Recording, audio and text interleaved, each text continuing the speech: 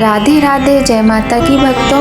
आप सभी का स्वागत करती हूँ स्पिरिचुअल ज्ञान साधना में और आप सभी से अनुरोध करती हूँ कि स्पिरिचुअल ज्ञान साधना को सब्सक्राइब कर लीजिए और बेल आइकन को प्रेस कर दीजिए ताकि आपको नई नई वीडियोस का नोटिफिकेशन। कार्तिक मास महात्म्य का 26वां अध्याय। श्री विष्णु की कृपा से आज तुमको रहा बताए। जय माता की। राधे राधे भक्तों, कैसे हैं आप सभी लोग। आशा करते हैं सभी लोग बहुत अच्छे होंगे। बताने के लिए कमेंट में जय माता की राधे राधे अवश्य ही लिखिएगा। तो भक्तों, आज की वीडियो में हम आपको बहुत ही सुंदर कथा सुनाएंगे कार्तिक मास महात्म्य के 26वें अध्याय की। कथा अत्यंत पावन है, बहुत ही सुंदर है। सभी भक्तगण भगवान श्री हरि का ध्यान करते हुए इस पावन कथा का श्रवण करेंगे। आप सभी को अत्यंत पुण्य फल की प्राप्ति होगी। तो भक्तों, चलिए कथा प्रारंभ करने से पहले भगवान का थोड़ा सा भजन कर लेते हैं। श्रीमन नारायण नारायण नारायण, लक्ष्मी नारायण नारायण नारायण, भजमन नारायण नारायण नारायण, श्रीमन नारायण नारायण नारायण। तो भक्तों, चलिए भगवान का भजन करने के साथ ही आज की पावन दिव्य कथा का हम श्रवण करते हैं। कथा का प्रारंभ करते हैं। बोलिए गणेश भगवान की जय, गौरी शंकर भगवान की जय, लक्ष्मी नारायण भगवान की जय। बोलिए तुलसा मैया की जय। अब हम आगे की कथा सुनाते हैं। नारद जी बोले, इस प्रकार विष्णु पार्षदों के वचन सुनकर धर्मदत्त ने कहा, प्रायः सभी मनुष्य भक्तों का कष्ट दूर करने वाले श्री भगवान विष्णु के यज्ञ, दान, व्रत, तीर्थ सेवन तथा तपस्याओं के द्वारा विधि पूर्वक आराधना करते हैं। उन समस्त साधनों में कौन सा ऐसा साधन है जो भगवान विष्णु की प्रसन्नता को बढ़ाने वाला तथा उनके सामीप्य की प्राप्ति कराने वाला है। दोनों पार्षद अपने पूर्व जन्म की कथा कहने लगे। हे द्विजश्रेष्ठ, आपका प्रश्न बड़ा ही श्रेष्ठ है। आज हम आपको भगवान विष्णु को शीघ्र प्रसन्न करने का उपाय बताते हैं। हम इतिहास सहित प्राचीन वृत्तांत सुनाते हैं, सावधानी पूर्वक सुनो। ब्राह्मण पहले कांचीपुरी में चोल नामक एक चक्रवर्ती राजा हो गए।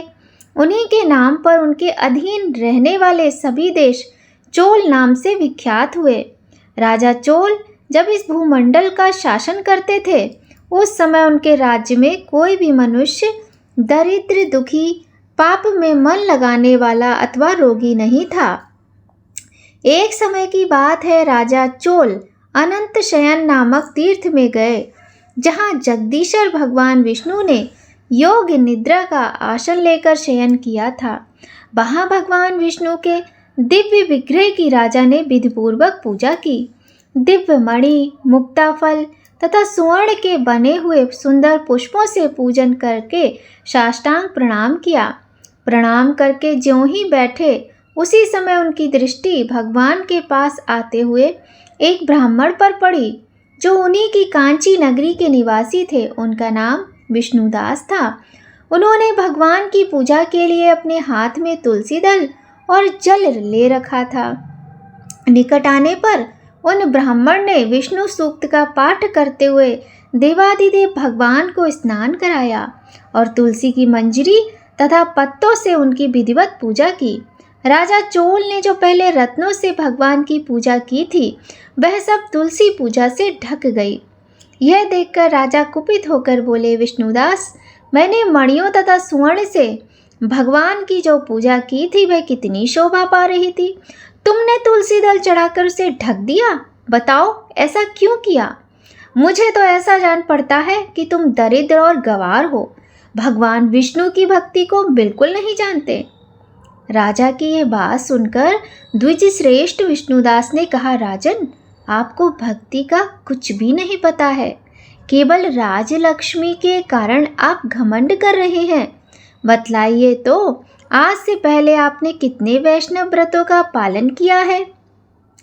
तब नृपश्रेष्ठ चोल ने हंसते हुए कहा, तुम तो दरिद्र और निर्धन हो।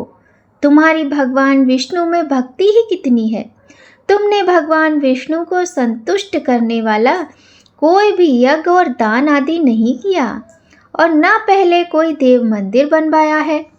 इतने पर भी तुम्हें अपनी भक्ति का इतना गर्व है। अच्छा, तो ये सभी ब्राह्मण मेरी बात सुन लें। भगवान विष्णु के दर्शन मैं पहले करता हूँ या यह ब्राह्मण? इस बात को आप सब लोग देखें, फिर हम दोनों में से किसकी भक्ति कैसी है यह सब लोग स्वतः ही जान लेंगे। ऐसा कहकर राजा अपने राजभवन को चले गए। वहाँ उन्होंने महर्षि मुद्गल को आचार्य बनाकर वैष्णव यज्ञ प्रारंभ किया। उधर सदैव भगवान विष्णु को प्रसन्न करने वाले शास्त्रोक्त नियमों में तत्पर विष्णुदास भी व्रत का पालन करते हुए वहीं भगवान विष्णु के मंदिर में टिक गए। उन्होंने माघ और कार्तिक के उत्तम व्रत का अनुष्ठान, तुलसी वन की रक्षा, एकादशी को द्वादशाक्षर मंत्र का जाप, नृत्य गीत आदि मंगलमय आयोजनों के साथ प्रतिदिन षोडशोपचार से भगवान विष्णु की पूजा आदि नियमों का आचरण किया। वे प्रतिदिन चलते फिरते और सोते हर समय भगवान विष्णु का स्मरण किया करते थे। उनकी दृष्टि सर्वत्र सम हो गई थी। वे सब प्राणियों के भीतर एकमात्र भगवान विष्णु को ही देखते थे। इस प्रकार राजा चोल और विष्णुदास दोनों ही भगवान लक्ष्मीपति की आराधना में संलग्न थे। दोनों ही अपने अपने व्रत में स्थित थे और दोनों की ही संपूर्ण इंद्रियां तथा समस्त कर्म भगवान विष्णु को समर्पित हो चुके थे। इस अवस्था में उन दोनों ने दीर्घ काल व्यतीत किया। श्रीमन नारायण नारायण नारायण, श्रीमन नारायण नारायण नारायण, लक्ष्मी नारायण नारायण नारायण, भजमन नारायण नारायण नारायण। तो भक्तों, आज की वीडियो में हमने कार्तिक मास महात्म्य की कथा का 26वां अध्याय सुना। बहुत ही सुंदर कथा है। आगे की कथा हम कल सुनेंगे। अब हम आपको एक अति सुंदर कथा सुनाते हैं। एक बार शुकदेव जी के पिता भगवान वेद व्यास जी महाराज कहीं जा रहे थे। रास्ते में उन्होंने देखा कि एक कीड़ा बड़ी तेजी से सड़क पार कर रहा था। वेद व्यास जी ने अपनी योग शक्ति देते हुए उससे पूछा, तू इतनी जल्दी क्यों ये रास्ता पार कर रहा है? क्या तुझे बहुत ज़रूरी काम से जाना है? तू तो नाली का कीड़ा है। इस नाली को छोड़कर दूसरी नाली में ही तो जाना है, फिर इतनी तेजी से क्यों भाग रहा है? कीड़ा बोला, बाबा जी, बैलगाड़ी आ रही है। बैलों के गले में घुंघरू तथा बैलगाड़ी की पहियों की आवाज़ मैं सुन रहा हूँ। यदि मैं धीरे धीरे रास्ता पार करूँगा तो बैलगाड़ी आकर मुझे कुचल डालेगी। वेद व्यास जी कहने लगे, कुचलने दे, कीड़े की योनि में जीकर भी क्या करना? कीड़ा बोला, महर्षि, प्राणी जिस शरीर में होता है उसको उसमें ही ममता होती है। अनेक प्राणी नाना प्रकार के कष्टों को सहते हुए भी मरना नहीं चाहते। वेद व्यास जी बोले, बैलगाड़ी आ जाए और तू मर जाए तो घबराना मत, मैं तुझे योग शक्ति से महान बनाऊंगा। जब तक ब्राह्मण शरीर में ना पहुंचा दूं, अन्य सभी योनियों से शीघ्र छुटकारा दिलाता रहूंगा। उस कीड़े ने बात मान ली और बीच रास्ते पर रुक गया और मर गया। फिर वेद व्यास जी की कृपा से वह क्रमशः कौवा, सियार आदि योनियों में जब जब भी उत्पन्न हुआ, व्यास जी ने जाकर उसे पूर्व जन्म का स्मरण दिला दिया। इस तरह वह क्रमशः मृग, पक्षी, शूद्र, वैश्य जातियों में जन्म लेता हुआ क्षत्रिय जाति में उत्पन्न हुआ। उसे वहाँ भी वेद व्यास जी के दर्शन हुए। थोड़े दिनों में रणभूमि में शरीर त्याग कर उसने ब्राह्मण के घर में जन्म लिया। भगवान वेद व्यास जी ने उसे 5 वर्ष की उम्र में सारस्वत मंत्र दे दिया, जिसका जप करते करते वह ध्यान करने लगा। उसकी बुद्धि बड़ी विलक्षण होने पर वेद शास्त्र धर्म का रहस्य सब समझ में आ गया। 7 वर्ष की आयु में वेद व्यास जी ने उससे कहा, कार्तिक क्षेत्र में कई वर्षों से एक ब्राह्मण नंदभद्र तपस्या कर रहा है, तुम जाकर उसकी शंका का समाधान करो। मात्र 7 वर्ष का ब्राह्मण कुमार कार्तिक क्षेत्र में तप कर रहे ब्राह्मण के पास पहुंचकर बोला, हे ब्राह्मण देव, आप तप क्यों कर रहे हैं? ब्राह्मण ने कहा, हे ऋषि कुमार, मैं ये जानने के लिए तप कर रहा हूँ कि जो लोग अच्छे हैं, सज्जन हैं, वे सहन करते हैं, दुखी रहते हैं, और पापी मनुष्य सुखी रहते हैं, ऐसा क्यों है? बालक कहने लगा, पापी आदमी यदि सुखी है तो पाप के कारण नहीं, वरन पिछले जन्म का कोई पुण्य है, उसके कारण सुखी है। वह अपने पुण्य खत्म कर रहा है। पापी मनुष्य भीतर से तो दुखी होता ही है, भले ही बाहर से सुखी दिखाई दे। धार्मिक आदमी को ठीक समझ नहीं होती, उचित दिशा व मंत्र नहीं मिलता, इसलिए वह दुखी होता है। वह धर्म के कारण दुखी नहीं होता, अपितु समझ की कमी के कारण दुखी होता है। समझदार को यदि कोई गुरु मिल जाए तो वह नर से नारायण बन जाए, इसमें क्या आश्चर्य की बात है? ब्राह्मण कहने लगे, मैं इतना बूढ़ा हो गया, इतने वर्षों से कार्तिक क्षेत्र में तप कर रहा हूँ। मेरे तप का फल यही है कि तुम्हारे जैसे 7 वर्ष के योगी के मुझे दर्शन हो रहे हैं। मैं तुम्हें प्रणाम करता हूँ। बालक कहने लगा, नहीं नहीं महाराज, आप तो भूदेव हैं, मैं तो बालक हूँ, मैं आपको प्रणाम करता हूँ। उसकी नम्रता देखकर ब्राह्मण अत्यंत प्रसन्न हुआ। तप छोड़कर वह परमात्म चिंतन में लग गया। अब उसे कुछ जानने की इच्छा नहीं रही।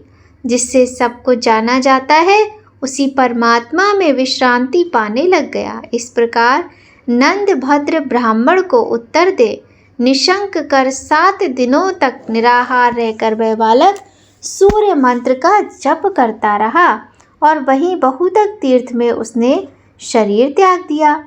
वही बालक दूसरे जन्म में कुशारु पिता एवं मित्रा माता के यहाँ प्रकट हुआ। उसका नाम मैत्रेयी पड़ा। इन्होंने व्यास जी के पिता पाराशर जी से विष्णु पुराण तथा बृहद पाराशर होरा शास्त्र का अध्ययन किया। पक्षपात रहित अनुभव प्रकाश नामक ग्रंथ में मैत्रेय तथा पाराशर ऋषि का संवाद आता है। कहाँ तो मार्ग से गुजरकर नाली में गिरने जा रहा कीड़ा और कहाँ संत के सानिध्य से वह मैत्रेय ऋषि बन गया।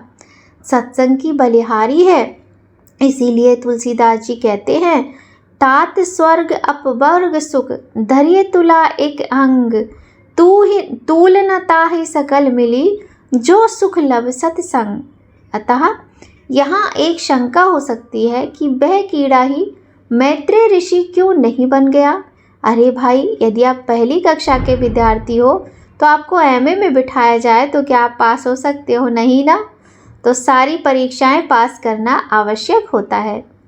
आज की कथा, कीड़े से कैसे एक व्यक्ति इतना महान ऋषि बना, कैसी लगी आपको कमेंट करके ज़रूर बताइएगा। तो भक्तों, आज की कथा बहुत ही सुंदर थी और जो कार्तिक मास महात्म्य की कथा थी उसके आगे की कथा हम आपको कल सुनाएंगे, ज़रूर सुनिएगा। थोड़े से तो दिन बचे हैं कार्तिक मास के, और इन पावन दिनों में इन पावन कथाओं को सुनने से अत्यंत पुण्य फल की जो प्राप्ति होती है आप सभी जान ही चुके हैं।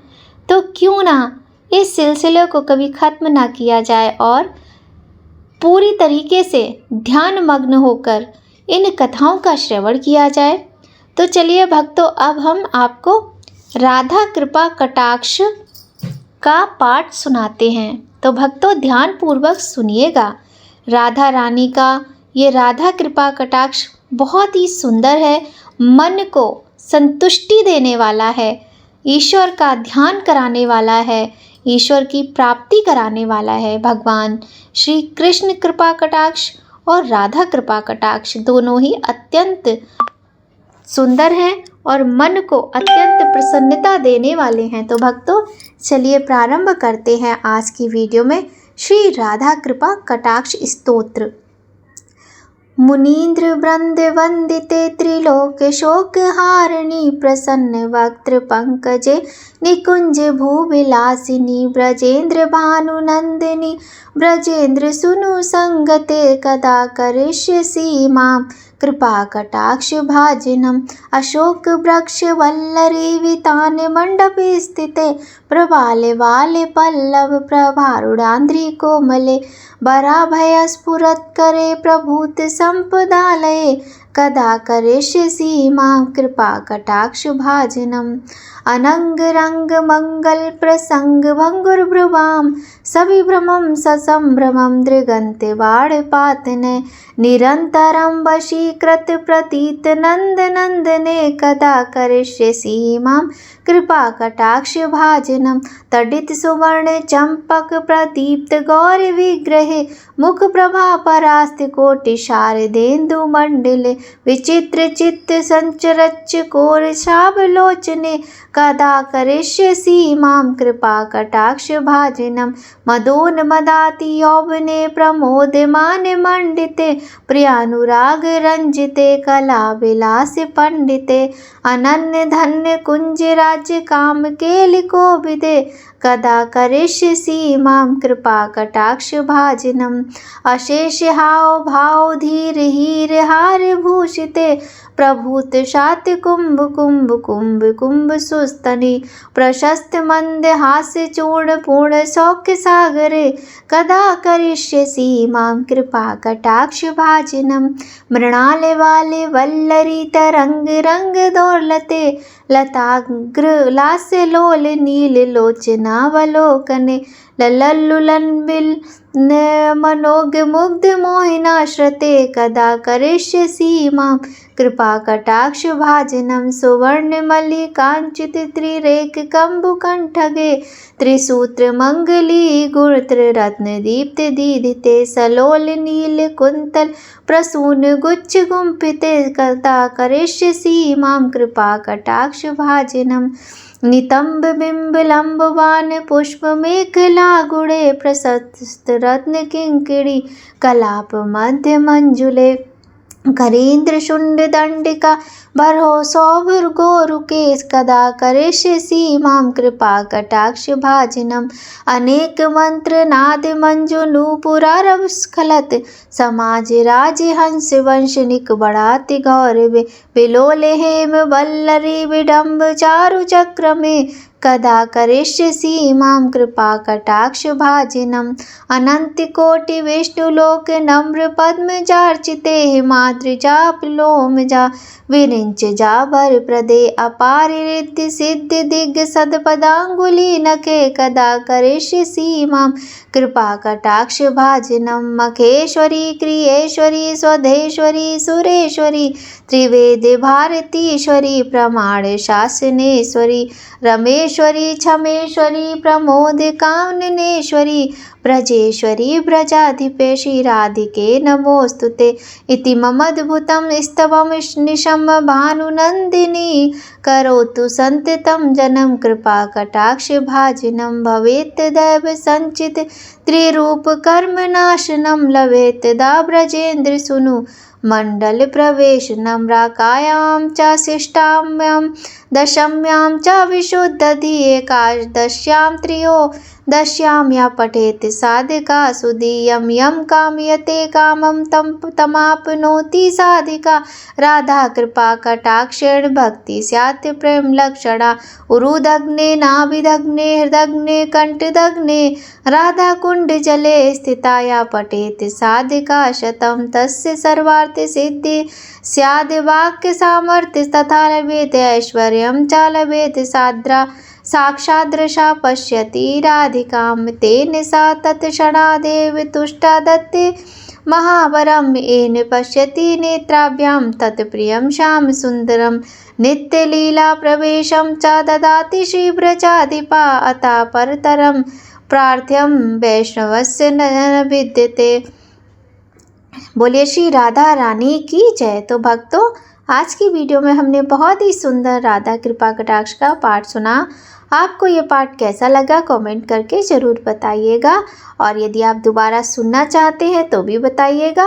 और हाँ, यदि आप चैनल पर पहली बार आए हैं तो चैनल को सब्सक्राइब करना बिल्कुल भी मत भूलिएगा, और बेल आइकन को प्रेस करना भी मत भूलिएगा, क्योंकि यदि आप बेल आइकन प्रेस करेंगे, चैनल को सब्सक्राइब करेंगे, तो आपको आने वाली महत्वपूर्ण वीडियोस का नोटिफिकेशन सबसे पहले मिलेगा। तो भक्तों, चलिए अब हम आपको आज की वीडियो में तुलसी माता की आरती सुनाते हैं। कथा भी सुन ली हमने और स्तोत्र का पाठ भी कर लिया, बहुत ही सुंदर कथाएं सुनी हैं। तो अब हम सुनते हैं तुलसी माता की आरती।